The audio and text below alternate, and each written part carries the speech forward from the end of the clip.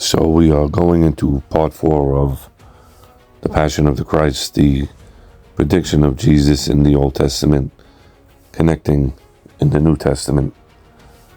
In this part, we will see how Jesus had to die, how he had to die by crucifixion, and how he had to fulfill the scriptures of the Old Testament.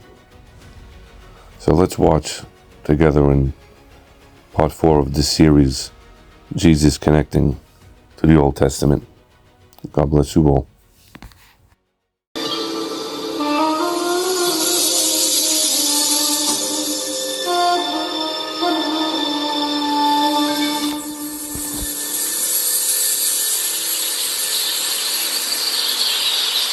Following the Passover meal, Jesus led his disciples outside the city walls to the Mount of Olives and a garden called Gethsemane. It was a place they had often gathered during the 3 years of Christ's public ministry. I've been in that garden many times. It's one of the most beautiful spots on earth. You stand there among the olive trees that are still there all these centuries later, and you're looking right back into Jerusalem. As they are there that evening, Jesus leaves some of the disciples in one place. He takes the 3 from the inner circle, Peter, James, and John. They go further into a deeper recess of the garden. It is there that Jesus throws himself on the ground, that he calls out to the Father and prays. My Father, if it is possible, may this cup be taken from me. Yet not as I will, but as you will. As Christ agonized in prayer, he asked God for the strength to face the ordeal he knew was about to unfold, an ordeal described by the prophets centuries earlier. We must understand that the decision to go to the cross of Calvary was first made under the olive trees at Gethsemane.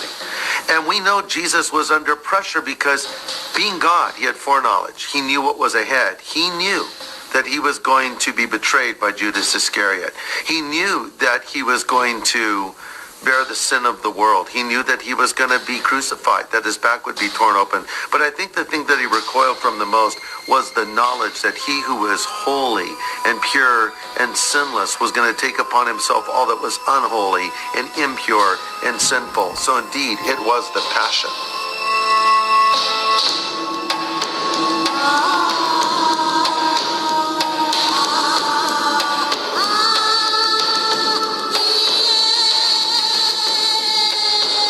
Gathering darkness, Judas led the temple guard into Gethsemane and identified Jesus with a kiss.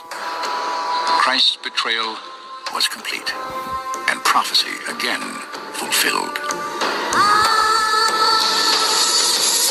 It had to happen. It had to happen. Someone had to give him away. He went with all the power in the world that he could control every single event. He went without resistance.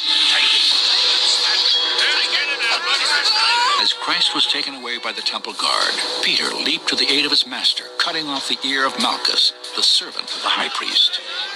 Jesus immediately healed the wounded man and rebuked his disciple. Put your sword back in its place, Jesus said. Do you think I cannot call on my Father and he will at once put at my disposal more than 12 legions of angels? But how then would the scriptures be fulfilled that say it must happen in this way? Jesus dares to say that all the prophecies, the pictures, the illustrations in the Old Testament all point to me. He goes to the cross knowing what it is all about. He faces the prediction of these prophecies, knowing their fulfillment is not only that of the blessing of the kingdom yet to come, but of the suffering of the servant who must die in our place.